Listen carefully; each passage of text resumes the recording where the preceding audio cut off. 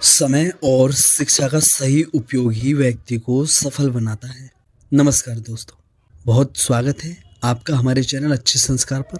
और दोस्तों, मैं योगेश वर्मा और आज हम जानने वाले हैं सिंह राशि का राशिफल माह फरवरी 2025 का। कैसा रहने वाला है आपका स्वास्थ्य, शिक्षा, प्रेम, प्यार, करियर, आर्थिक स्थिति कैसी रहेगी, यह सब हम इस कार्यक्रम में जानने वाले हैं। और आप सबका फोकस कुछ समय के लिए, कुछ मिनट के लिए यहाँ पर होना चाहिए। और दोस्तों, यह कार्यक्रम जो है चंद्र राशि पर आधारित है, या तो आप अपने नाम के आधार पर देख सकते हैं।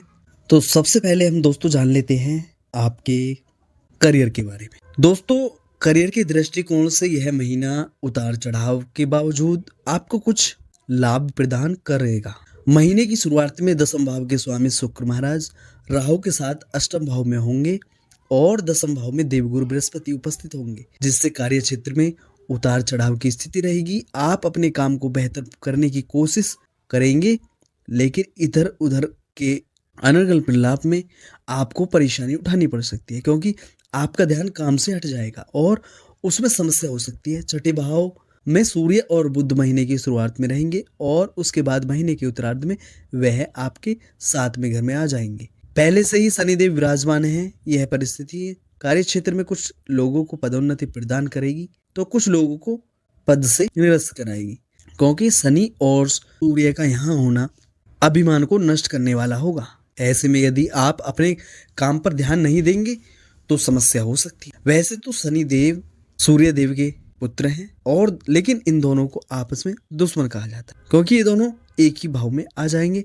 इसलिए आप थोड़ा ध्यान रखें। व्यापार करने वाले जातकों को दीर्घकालीन योजनाएं बनाने से लाभ हो सकता है।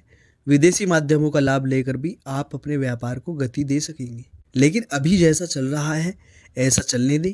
कोई बड़ा निर्णय लेने से आप बचें। और अब जान लेते हैं आपके स्वास्थ्य के बारे में। दोस्तों, यह महीना स्वास्थ्य की दृष्टिकोण से कमजोर रहने की संभावना दिखाई दे रही है। राशि स्वामी सूर्य महीने की शुरुआत में छठे भाव में बुध के साथ उपस्थित होंगे। बुध भी आपके दूसरे घर एकादश यानी कि 11वें घर में, जिससे स्वास्थ्य समस्याओं में इजाफा हो सकता है। हालांकि महीने के उत्तरार्ध में सूर्य और बुध सप्तम भाव में जाएंगे, तब इन स्थितियों में कमी आएगी और स्वास्थ्य में कुछ सुधार आएगा। मंगल एकादश भाव में बैठकर अष्टम दृष्टि से छठे भाव को देखेंगे, जो आपकी समस्याओं को कम करने में आपकी मदद करेंगे और आपकी स्वास्थ्य समस्या को निरंतर प्रयास से काम करने में मंगल की कृपा आपको प्राप्त होगी। लेकिन अन्य ग्रहों के कारण स्वास्थ्य समस्याओं में इजाफा हो सकता है। 8वें घर में भी शुक्र और राहु उपस्थित रहेंगे, जो अव्यवस्थित खानपान और अव्यवस्थित दिनचर्या के कारण स्वास्थ्य समस्याएं प्रदान करते रहेंगे। इसलिए आपको इस महीने अपने स्वास्थ्य पर विशेष रूप से ध्यान देने की आवश्यकता हो। और दोस्तों, अब हम जान लेते हैं आपके प्रेम और विवाह कैसे संबंध आपके रहने वाले हैं। यदि आपका प्रेम संबंधों की बात की जाए तो मंगल महाराज की दृष्टि पंचम भाव पर बनी रहेगी और पंचम भाव के स्वामी गुरु महाराज आपके दसम भाव में रहेंगे। दोस्तों, यानी कि पंचम भाव जो होता है ना हमारा, यह होता है हमारा का प्रेम प्यार का, विवाह का। इस भाव से ही देखते हैं हम कि हमारा प्रेम और विवाह कैसा रहने। और 10वां भाव जो होता है हमारा, ये होता है हमारा भाग्य का। गुरु महाराज आपके दसम भाव में रहेंगे, जिससे प्रेम संबंधों में उतार चढ़ाव की स्थिति रहेगी। बीच में कुछ कहासुनी भी होगी। आपके प्रियतम भी किसी किसी बात पर गुस्सा दिखा सकते हैं, जो आपको नागवार गुजरेगा। फिर भी आप अपने रिश्ते को संभालने की कोशिश करेंगे और बहुत हद तक उसमें कामयाब भी रहेंगे। इससे आपका प्रेम संबंध विधिवत रूप से चलता रहेगा। आपको अपनी रिश्ते को संभालने के लिए उनके साथ भी कुछ समय ज़्यादा बिताना चाहिए।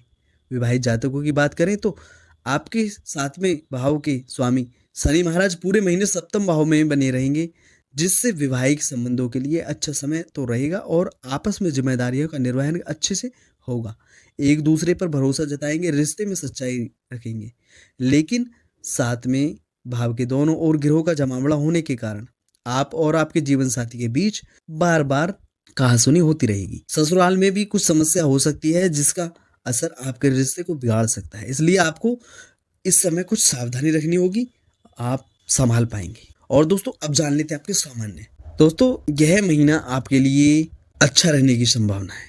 महीने की शुरुआत में राहु और शुक्र अष्टम भाव में और सूर्य बुध छठे भाव में तथा केतु दूसरे भाव में और शनि दसम भाव में होने के कारण स्वास्थ्य समस्याएं आपको परेशान कर सकती है। आपको बहुत ज्यादा ध्यान देना होगा, अपने खान पान की आदतों में सुधार करना होगा, नहीं तो आप परेशान हो सकते हैं। वैवाहिक संबंधों के लिए भी यह समय उतार चढ़ाव से भरा रहने वाला है। हालांकि प्रेम संबंधों में अगर आप थोड़ी सी सावधानी बरतते हैं तो स्थितियां ठीक हो सकती है। फिर भी आपको अपने प्रियतम के गुस्से का सामना करना पड़ सकता है। आपकी आमदनी अच्छी रहेगी, लेकिन उस आमदनी को किसी गलत जगह निवेश करने से नुकसान भी उठाना पड़ सकता है। व्यापार के लिए दीर्घ सूत्री योजनाएं बनाना आपके लिए कारगर साबित होगा, जबकि नौकरी करने वाले जातकों को अपने काम पर भरोसा रखते हुए अच्छा प्रदर्शन करने के लिए प्रयासरत रहना होगा, तभी आप कार्य क्षेत्र में बेहतर कर पाएंगे। आप जब भी किसी से बातचीत करें थोड़ी सावधानी से करें।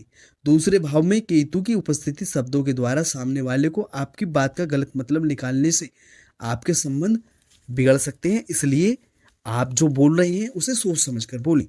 और दोस्तों, अब जान लेते हैं आपके वित्त के बारे में। यदि आपकी आर्थिक स्थिति को देखा जाए तो महीने की शुरुआत इस महीने उतार चढ़ाव की स्थिति बनी रहने की संभावना है। दूसरे भाव में उपस्थित केतु महाराज आपके धन को संचित होने में समस्या उत्पन्न करेंगे और बार बार आपके सामने खर्च लेकर आएंगे। दूसरे भाव के स्वामी बुध महाराज महीने के पूर्वार्ध में छठे भाव में रहेंगे और खर्चों में आपके बढ़ोतरी करने में मुख्य भूमिका निभाएंगे। एकादश भाव के स्वामी भी छठे भाव में रहने के कारण खर्च महीने की शुरुआत में काफी ज्यादा हो सकते हैं। हालांकि महीने के उत्तरार्ध में सूर्य और बुध दोनों सप्तम भाव में आ जाएंगे, जिससे खर्चों पर कुछ हद तक लगाम लगेगी। लेकिन राहु और शुक्र के भी अष्टम भाव में बने रहने के कारण बेवजह के खर्चे बढ़ेंगे, जिससे आपको समस्या हो सकती है। आपको इस दौरान किसी भी तरह का निवेश करने से बचना चाहिए। हालांकि आपके लिए अच्छी बात यह है कि देवगुरु बृहस्पति की दृष्टि दूसरे भाव पर होने से धन संचय करने में भी कुछ हद तक आप सफल हो पाएंगे। और एकादश भाव में मंगल की उपस्थिति आपकी आर्थिक स्थिति को मजबूत करेगी। धन प्राप्ति के योग बनेंगे और संपत्ति खरीदने में भी मदद मिल सकती है। इसके अतिरिक्त पूर्वजों की संपत्ति से भी धन प्राप्त हो सकता है। और दोस्तों, अब जान लेते हैं आपके मित्र एवं परिवार से कैसे संबंध होंगे। देखिए, यह महीना पारिवारिक तौर पर अनुकूल रहने की संभावना दिखाई दे रही है। देवगुरु बृहस्पति दसम भाव में बैठकर आपके दूसरे भाव और चौथे भाव पर पूर्ण दृष्टि डालेंगे, जिससे पारिवारिक जीवन सामंजस्य बना रहेगा। परिवार के लोगों के प्रति आदर की भावना बढ़ेगी और आपस में प्रेम भाव बढ़ेगा। हालांकि दूसरे भाव में केतु की पूरे माया उपस्थित होने रहने के कारण और उस पर एकादश भाव में बैठे मंगल की दृष्टि होने के कारण कुटुंब के लोगों में संपत्ति अथवा किसी अन्य मुद्दे को लेकर कहासुनी या झड़प होने की संभावना भी बनी रहेगी। लेकिन चौथे भाव के स्वामी मंगल के एकादश भाव में होने के कारण परिवार की आमदनी में बढ़ोतरी होगी। संपत्ति में इजाफा होने के योग भी बन सकते हैं।